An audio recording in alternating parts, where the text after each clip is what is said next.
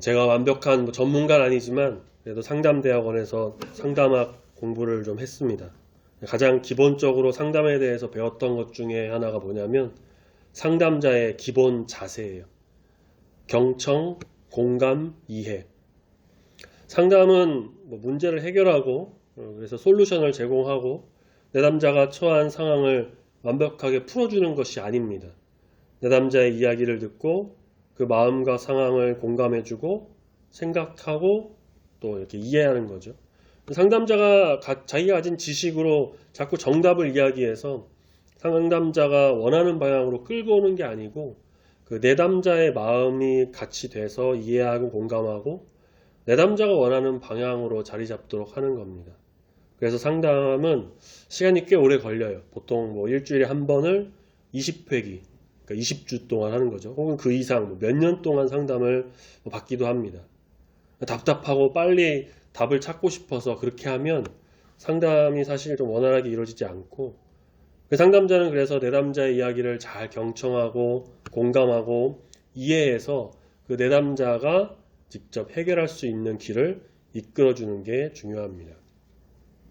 사람들은 그렇게 자신을 좀 이해해주고 공감해주는 사람 만나기를 원합니다. 거기서 큰 위로를 받기 때문이에요. 그래서 상처가 있거나 좀 정신적으로 힘든 분들이 돈을 주고서라도 상담 그 전문가를 찾아가서 상담을 막 받으려고 하는 거죠. 주변에서 아무리 좋은 말을 많이 해준다고 해도 자기의 그 아픔과 상황을 경험하지 못했다면 깊게 공감하기는 사실 좀 어렵습니다. 상담자도 만능이 아니다 보니까 자기가 겪어보지 못한 어떤 유형의 내담자도 만나기도 하는데 그럼에도 자기를 낮추고 비워서 내담자의 속에 들어가려고 하고 노력하고 공감하고 이해하고 그렇게 상담을 합니다. 병도 알아본 사람이 환자 마음을 알고 실패를 경험한 사람이 낙심한 사람을 더 잘 이해한다고도 하는데 자 그렇다면 우리의 이 마음과 연약함과 그러한 모든 아픔까지도 가장 잘 아시면서 만져주시는 분 과연 누구실까요?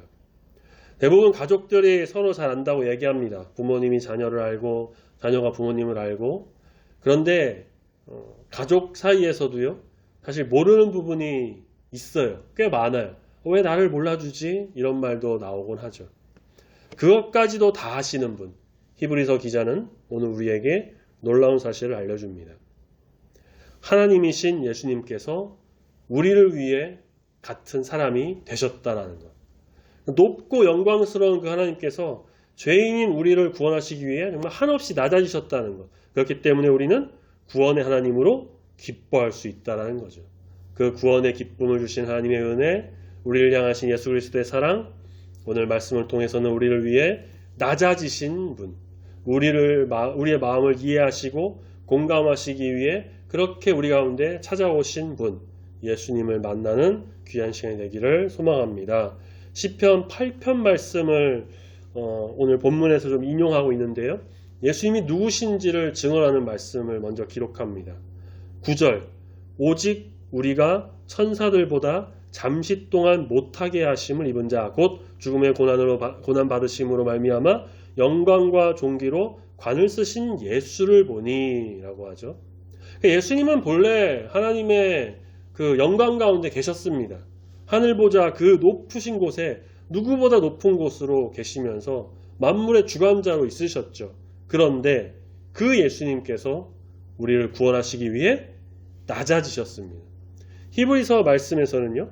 천사보다 잠시 동안 못하게 하셨다 이렇게 하죠. 천사도 영물입니다. 불사의 존재로도 알려지고요. 하나님의 명령을 듣습니다. 인간은 썩어 없어질 육신을 가지고 있고 불사의 존재도 아닙니다. 예수님께서 바로 그런 인간의 모습이 되셨다는 것, 이것을 히브리서 기자는 예수님이 천사보다 잠시 동안 조금 못한 존재가 되셨다 이렇게 표현을 한 거죠. 그러니까 인간의 몸을 입으셨고 가난한 마국간에서 태어나셨고 사람들의 조롱도 받으셨고 결국은 십자가까지 지셨죠. 예수님의 낮아지심은 실패가 결코 아닙니다. 지난 주일 오전 예배 시간에 서문학교회를 괴롭힌 자들 중에 하나인 이단 영지주의, 그들은 서머나교회뿐만이 아니라 당시 교회와 성도 모두를 어지럽게 한 이단이었는데 거룩하고 순결한 존재이신 영이신 하나님이 썩어 없어질 부정한 인간의 몸을 입었다는 것, 이건 말이 안 된다. 이렇게 말하는 것은요, 예수님의 그 낮아지심을 부정하고 성육신을 부정하는 일입니다. 예수님께서 이 땅에 오심으로 낮아지심을 선택하신 것 결코 실패가 아니고 모두 다 구원을 위한, 우리의 구원을 위한 하나님의 계획이었다는 것. 특히 9절에서 이렇게 말씀하고 있습니다. 죽음의 고난 받으심으로 말미암아. 예수님은 우리를 대신하여 죽으시기 위해 이 땅에 오셨습니다. 그냥 사람들과 같이 지내시고 병자 고치고 그냥 기적 일으키고 말씀 전하고 그것만 하기 위해서 오신 게 아니라는 거죠. 예수님께서 오신 궁극적인 목적은 우리를 구원하시기 위해서, 그리고 그 구원을 위해서는 십자가에서 죽으셔야만 했습니다. 십자가는 우연한 사건 혹은 세상과 사탄의 계략이 아니라 전부 하나님의 구원 계획 속에 있었어요. 그 계획 중심이었습니다. 그래서 우리는 이 사실을 통해 감사와 기쁨으로 더욱더 나갈 수가 있습니다. 내가 하나님께 간 게 아니라 하나님께서 나를 위해 내려오셨다라는 그 구원의 은혜로 우리는 감사하고 기뻐할 수 있다는 거죠. 10절 보시면 많은 아들들을 이끌어 영광에 들어가게 하시는 일이라고 하고 있죠. 하나님의 목적은 단순히 죄를 용서하는 게 아닙니다. 우리를 하나님의 자녀로 삼으시는 거예요. 그렇게 양자로 삼은 많은 아들들을 이끌어서 영광의 그 나라에 들어가게 하시기를 원하십니다. 예수님께서는 그 모든 것을 부끄러워하지 않으신다고요. 11절에 보면 그러므로 형제라 부르시기를 부끄러워하지 아니하시고. 예수님은 어떤 분이십니까? 하나님의 독생자. 우리는 양자예요, 사실. 그러니까 죄에 빠졌고 세상에 빠졌고 더럽고 추악한 짓을 하고 그렇게 죄인으로 살았는데 그런 우리를 하나님께서 양자로 삼아주셨다는 것.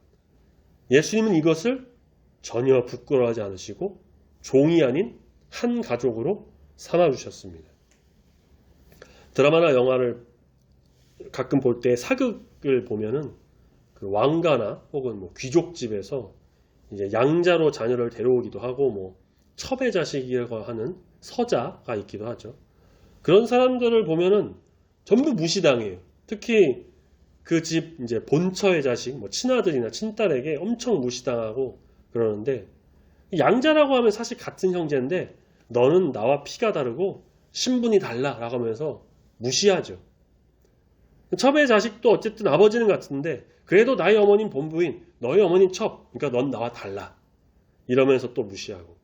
사실 이런 모습이 우리가 흔히 아는 그런 모습입니다. 자, 그런데 예수님은 그렇지 않으셨다는 거죠.